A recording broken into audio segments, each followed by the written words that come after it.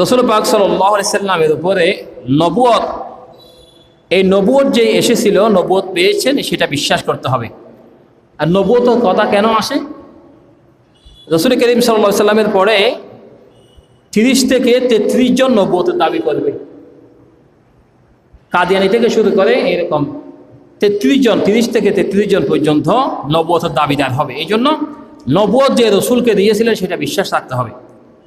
দ্বিতীয় নম্বর, রাসূল করিম সাল্লাল্লাহু আলাইহি ওয়াসাল্লামের মর্যাদা এবং ভালোবাসা, এটা প্রত্যেকটা উম্মতের মধ্যে থাকতে হবে। তৃতীয় নম্বর, রাসূল পাক সাল্লাল্লাহু আলাইহি ওয়াসাল্লামের প্রতি অনুসরণ এবং অনুকরণ রাখতে হবে, অনুসরণ এবং অনুকরণ করতে হবে। আমরা অনেকে ইতাআত বলি, কিন্তু আসলে এটা হচ্ছে অনুসরণ। মানে আমার একজন মানুষ চলে, আমি তাকে অনুসরণ করব।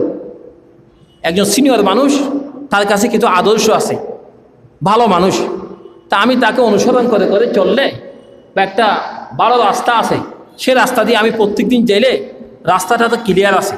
এই জন্য এখানে অনুসরণ বলতে রাসূল করিম সাল্লাল্লাহু আলাইহি সাল্লামের হাদিস মোতাবেক এই পথটা দিয়ে চলার নাম হচ্ছে অনুসরণ করা।